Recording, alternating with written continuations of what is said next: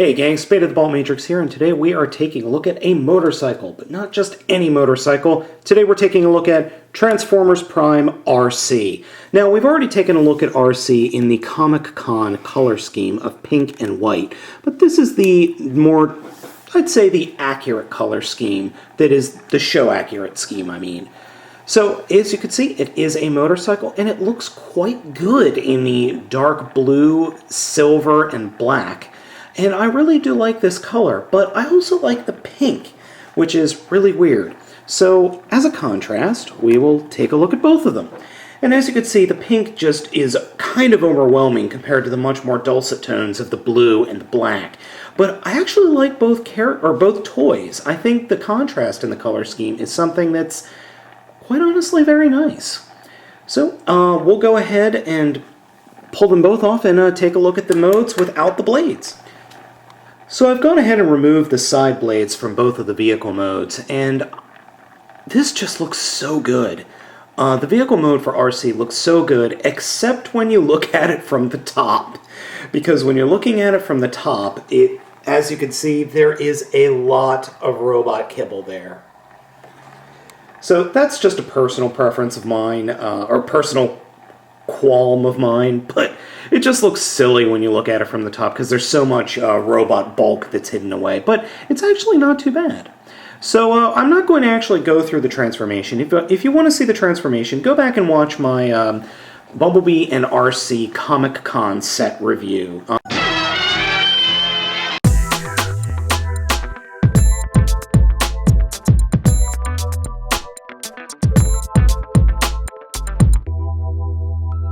As we start with the transformation, I've already gone ahead and removed the weapons because, quite frankly, they just get in the way and it really makes no sense to try and do the transformation with them on.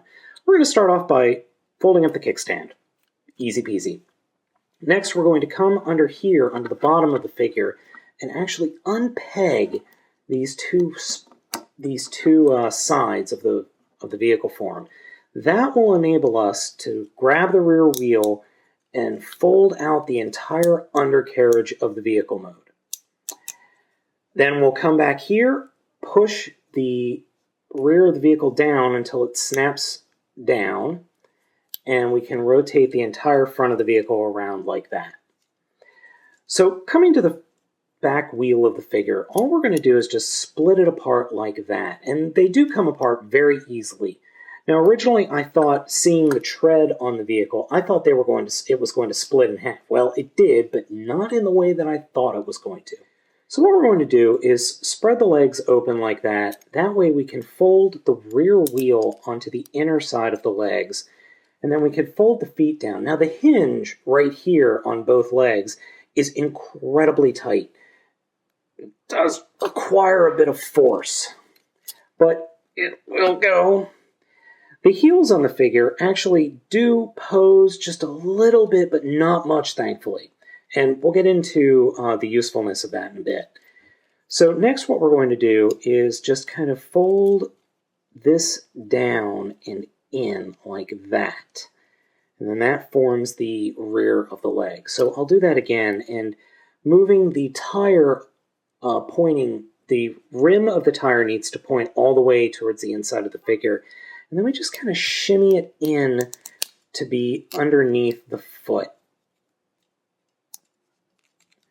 And I'm not doing a good job, but there. So there we have the bottom of the figure.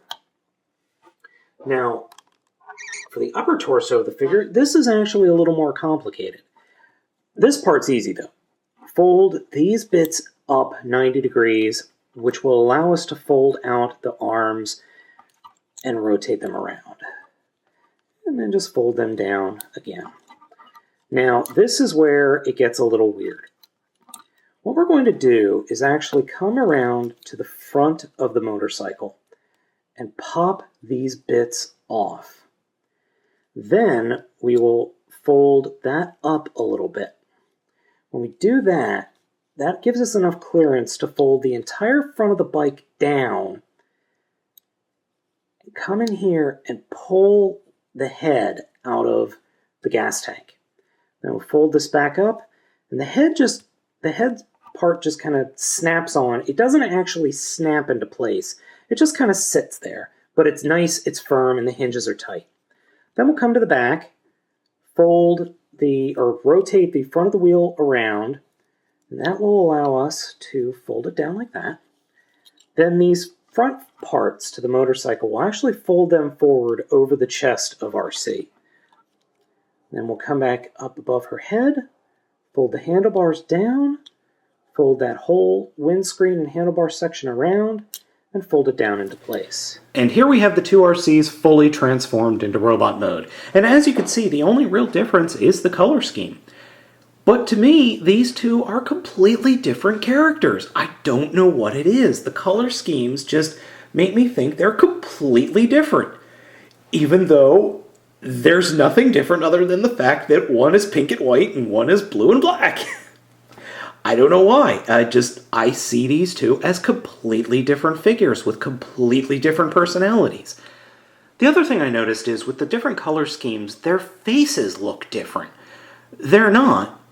They are exactly the same, but for me, for some reason, with the pink and the blue face, or the blue head, they just feel completely different. Maybe it's the fact that the way the lighting is, or the way the light hits the faces, they feel like they've got different structure to them. And it's going to be very hard to see in the video, but I don't know if you could see it. Something I didn't notice before until I actually held them up to a light, which there is light piping on the back of these two gals. They actually have pupils molded into the plastic. And I didn't pick that up until I actually held both of them up to a light. And like I said, I don't think that's going to come off on. And as you can see, the figure is highly posable. There are a lot of ball joints and some just nice, easily posable joints on these figures. And they make the figures look really, really good. Now, one thing I did notice when I was transforming Arcee, the blue one, is that my old man eyes have a really hard time with those darker colors, and I found that the pink and white version was much easier to transform, given that I could easily see all of the bits and components. It's just something weird with my eyes. Your mileage is going to vary. Now, I will say that these sets of figures are very, very nice, and I'm really glad they're in my collection, and they belong in your collection as well.